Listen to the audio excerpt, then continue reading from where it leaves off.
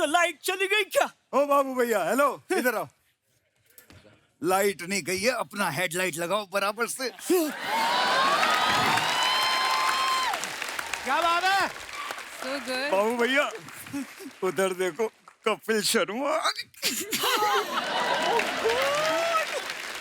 देवा रे देवा, ये कपिल शर्मा एकदम अजय देवगन जैसा दिख रहा। हेलो, बाबू भैया वो अजय देवगन ही है। उधर देखो, उधर उधर। देवा रे देवा, ये तो डिट्टो कपिल शर्मा जैसा दिख रहा है बाबा। हाँ, बाटली रे बाटली। बाबू भैया बाटली नहीं, वो अर्चना जी हैं, अर्चना जी। अरे मालूम है रे बाबा, बाटली उसका कुर्सी का नीचे है।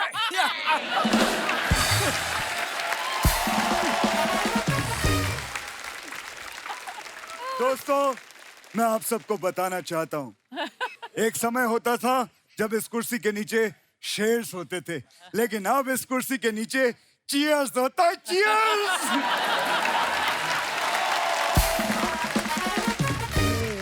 बाबू भैया, हे राजू, पहचाना? हाँ? अरे अनुराधा आई है मेरी, अनुराधा। अनुराधा, चश्मा निकल गया। पहचाना मुझे? मैं लड़का पौ पौ पौ, तू लड़की पौ पौ पौ, हम दोनों मिले पौ पौ पौ, पौ पौ पौ पौ, बाबू भैया पौ पौ।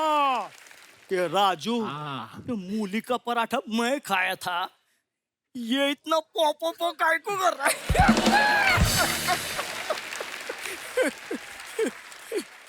अरे वो बात नहीं है बाबू भैया, ये इनका गाना था, मैं लड़का पौ पौ पौ, तू लड़की पौ पौ पौ। और ऐसा गाना अजय साहब का भी था, सन ऑफ सरदार में पौ पौ पौ। तो उस प्रकार से ये गाना है। नहीं नहीं नहीं राजू, तुम गलती कर रहे हो। वो अजय वाला पौ पौ था, लेकिन ये मैं लड़का पौ पौ पौ, तू लड़की पौ पौ, हम दोनों मिले पौ पौ, ये पौ पौ। श्याम, एक बात कैसी है कि दोनों गानों में पौ पौ पौ आ रहा है, ये इम्पोर्टेंट चीज है। अरे तू समझ नहीं रहा, मैं लड़का पौ पौ पौ, तू लड़की पौ पौ, हम दोनों मिले पौ पौ। वो अन्ना और अनुराधा वाला पौ पौ, अजय वाला पौ पौ नहीं है यार। अरे भगवान, कौन समझा? आप थोड़ा समझाइए इसको, हैं? थोड़ा समझाइए। राजू, ये किससे बात कर रहा है? अरे आपने सुना नहीं, ये हमेशा कहता ना, धरती मेरी माँ है, धरती मेरी माँ। तेरे को अक्ल नहीं है? छोटी बच्ची है क्या?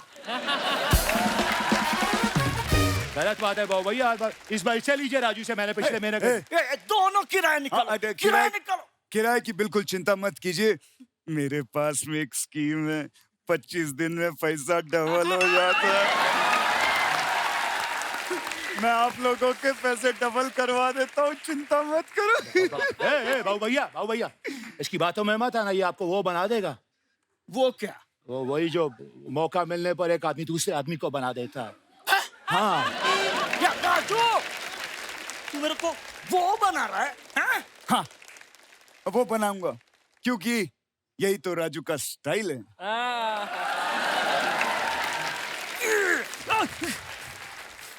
ये क्या? ये बाबूराव का स्टाइल है। बहुत गलत किया आपने, ऐसा नहीं करना चाहिए, इसका बदला लूंगा मैं, क्योंकि जो मैं बोलता हूँ वो मैं करता हूँ, और जो मैं नहीं बोलता वो मैं डेफिनेटली करता हूँ। अरे ए बाबा, रुक जा रे, रुक जा, ये किसी दूसरी फिल्म का डायलॉग है। बोल सकते हैं क्या? और उनको देख के नहीं लगता वो किसी का खून कर सकता है। इसे देख के तो लगता है वो किसी का बिछड़ा और रांझा और किसी लाला का सताया मजनू। दिलवाले तो बहुत देखे, लेकिन प्यार में जो पागल हो जाए, ऐसे दिलवाले को आज पहली बार देखा। चाहिए चप्पा के चाहिए। अंजलि, मैं तुम्हें भूल जाऊं ये हो नहीं सकता, और तुम मुझे भूल जाओ ये मैं होने नहीं दूंगा।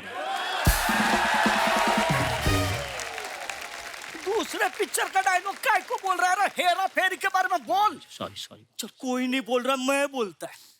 हेरा फेरी फिल्म 2000 में बनी। बाबू भैया, 2000 में नहीं बनी थी, हेरा फेरी फिल्म 7.5 करोड़ में बनी थी, और 18 करोड़ फिल्म में कमाया था, पैसा ही पैसा हुआ था। अरे देवा रे देवा, मैं 2000 रुपये की नहीं रे, सन की बात कर रहा हूँ। अच्छा, सन की बात कर सकते हैं क्या? हाय गाइस, 30 साल से आप लोग मुझे प्यार दे रहे हैं। अभी आन भी अच्छा काम कर रहा है, उसे लाइक कीजिए, शेयर कीजिए, सब्सक्राइब कीजिए। राजू, तूने मेरा घर बेचा, मेरा जायदाद बेचा, अरे इसका भेजा काय को नहीं बेचा? बराबर। मुझे ज्यादा पैसे चाहिए थे, इसलिए मैंने महंगी चीज बेची। मैंने बाबू भैया आपका किडनी बेच दिया। 20,000 रुपए मिले, 20,000।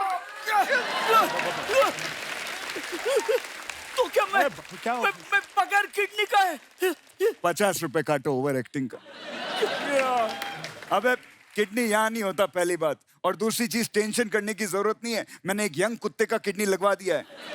कुतरिया, तूने मेरे को कुत्ते का किडनी लगाया? राजू, राजू मैं तेरे को छोड़ेगा नहीं राजू। लगेगा मुझे, लगेगा मुझे। इसको तो मैं भी नहीं छोड़ूंगा। इसने मेरे खिलाफ अनुराधा को बहुत भड़काया है। हाँ। चिंताल, तू मेरे हाथों से नहीं बचेगा, मत जिंदाल? छोड़। अबे तेरी तो दादा ठाकुर। छोड़ना नहीं, पकड़ साले को, खोपड़ी से, पकड़ साले को, पकड़ साले, अरे पकड़ सालो उसको पकड़। दोस्तों 14 नवंबर को चिल्ड्रंस डे के साथ साथ वर्ल्ड डायबिटीज डे भी है और इस मौके पे हमारे ऑडियंस में आज डॉक्टर्स जो हैं वो भी मौजूद हैं और डॉक्टर दीपक नाम जोशी और उनकी टीम यहाँ पे मौजूद है। सर आपका बहुत बहुत स्वागत है। डॉक्टर साहब बहुत बहुत स्वागत है आपका। वेलकम वेलकम सर, नमस्कार, वेलकम मैम।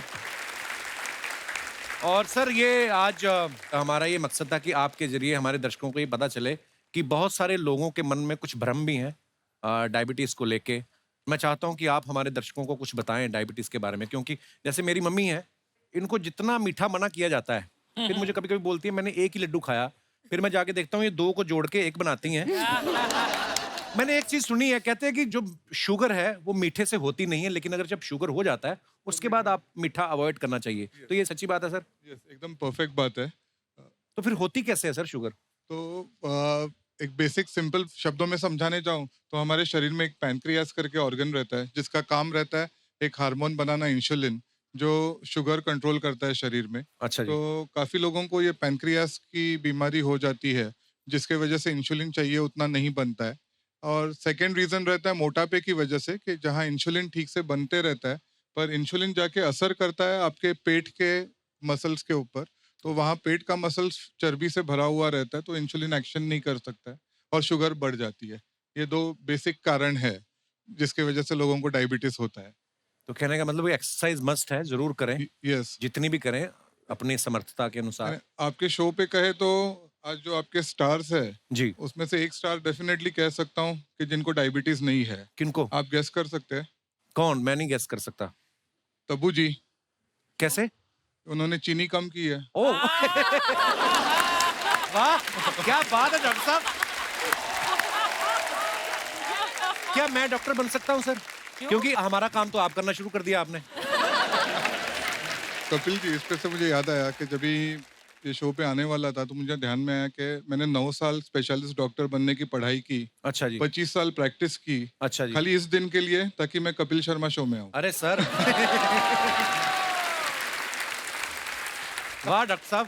पर बहुत बहुत धन्यवाद डॉक्टर साहब, आप हमारे शो पे आए। और कुछ आप अगर बताना चाहें कि हम लोग किस तरीके से इस चीज से बच सकते हैं, या जिनको डायबिटीज है वो उसको कंट्रोल कैसे कर सकते हैं? सीरियस टॉक पे जाऊं उसके पहले आज के स्टार्स अच्छा उदाहरण है कि आप डायबिटीज कैसे कम कर सकते हैं। तब्बू जी जैसे चीनी कम कीजिए और सिंघम जैसे एक्सरसाइज करते जाइए। आई थिंक 2 चीज आप करोगे तो ऑटोमेटिकली आपकी डायबिटीज कम होगी। आज इस प्लेटफॉर्म से मैं लोगों को समझाना चाहूँगा कि 14 नवंबर को जो वर्ल्ड डायबिटीज़ डे है हमारे देश के लिए सबसे इम्पोर्टेंट है। क्यों? क्योंकि हम लोग एक ड्यूबियस डिस्टिंक्शन मिल रहा है दुनिया में हम लोगों का of becoming the diabetes capital of the world.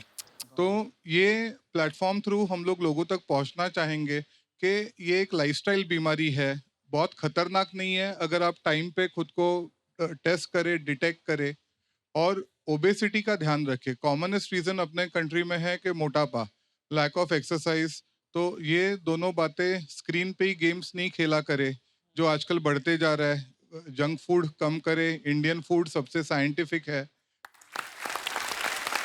और डॉक्टर साहब एक और आखिरी मैं सवाल आपसे पूछना चाहूंगा, ये ज्यादा किस उम्र में खतरा रहता है डायबिटिक होने का इंसान को? मैक्सिमम खतरा मिडिल एज में होता है, कि जो हम लोग कहते हैं कि 30 to 50 एज ग्रुप में मैक्सिमम चांसेस रहते हैं कि जहां आप डायबिटिक हो जाए। शायद रिस्पॉन्सिबिलिटीज बढ़ जाती है, तो उसमें काम में आप इतने बिजी हो जाते हैं कि एक्सरसाइज, खाना पीना ठीक से ध्यान नहीं होता है। आजकल मैक्सिमम सब लोग ऑफिस में काम करते हैं, तो सेडेंट्री मोड ऑफ वर्किंग है, लॉन्ग आवर्स होते जा रहे हैं, तो उसके बाद एक्सरसाइज के लिए शायद मन की तैयारी नहीं रहती है। तो ये कॉमन वजह है।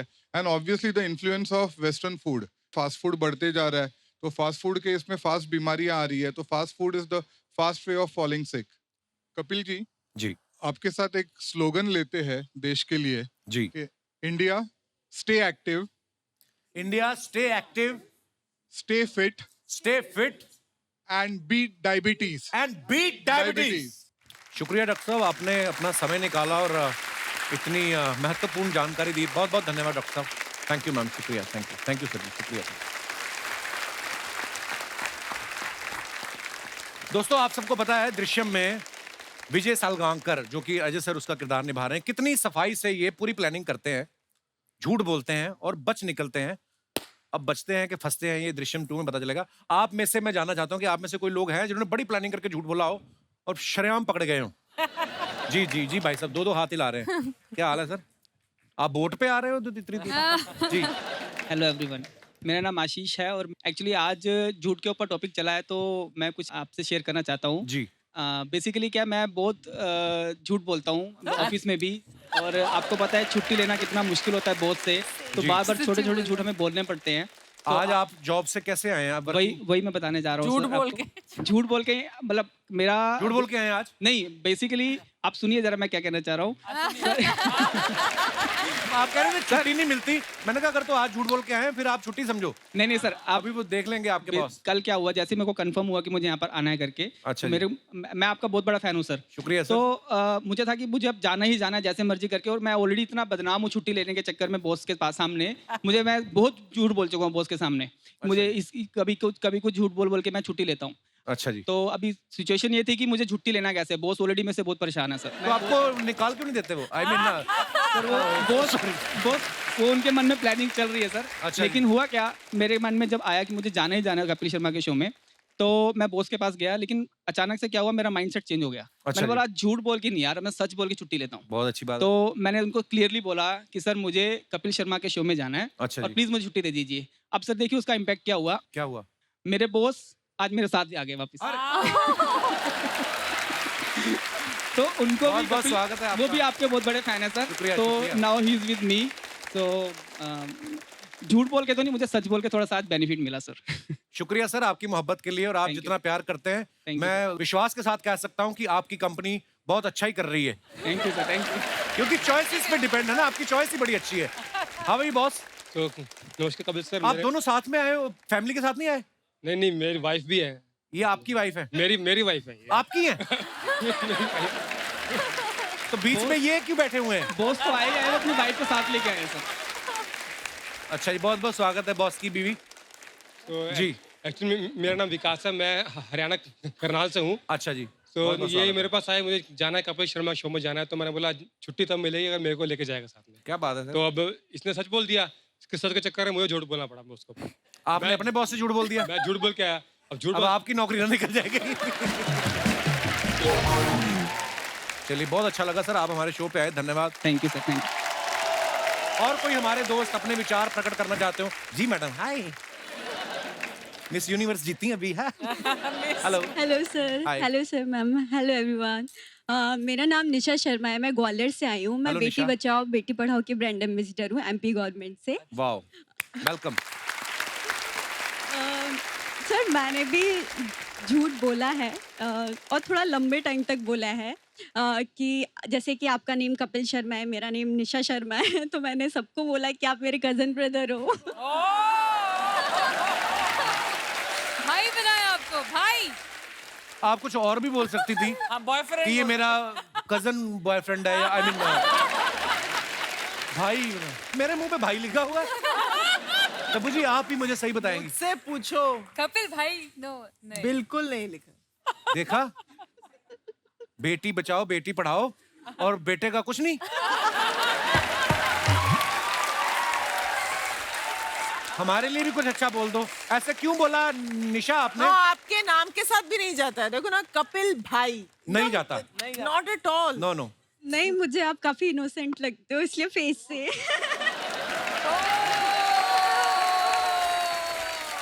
टीवी पे हूं ना मैं, इसलिए मुझे वैसे कभी मिलो आप।